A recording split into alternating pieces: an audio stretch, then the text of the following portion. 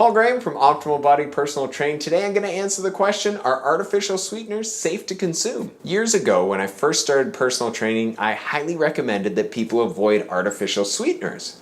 There's some research coming out that indicated there could be a lot of problems around it. However, as time's gone on, I've actually changed my opinion quite a bit on the subject. Most of the research that indicated there was potential health consequences, largely around obesity, diabetes, and other concerns, were based on studies that were done on animals or through observational study. As research has continued to look into this, it actually looks largely like artificial sweeteners, for the most part, are safe to consume. Looking at studies as a whole, there doesn't seem to be any indication that there's an increased risk of cancer due to consuming artificial sweeteners. Research indicates it decreases the likelihood of people having challenges with type 2 diabetes. Research also shows it can help to regulate calorie consumption and helps people to decrease how much they're eating. Often, some of the concerns I see around artificial sweetener consumption used to be that they could be related to causing depression, seizures, or headaches, but studies indicate for the vast majority of people these aren't concerns and aren't related to artificial sweetener consumption. What I would suggest is stop and ask yourself, what's going to work best for you when it comes to artificial sweetener consumption?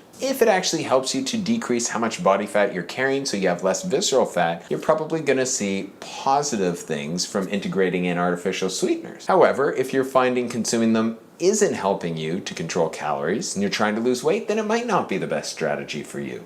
You're going to have to see what works best for you. One final note I had also put out there is, how often are you consuming them?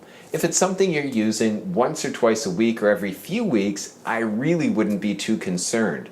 If it's something you're using multiple times every single day, then you might want to continue to keep an eye on what research is coming out there and potentially look for other alternatives. One of the concerns with using it daily in my experience is oftentimes people continue to find whole foods not sweet enough, and so then they have problems integrating in more and more whole foods into their diet.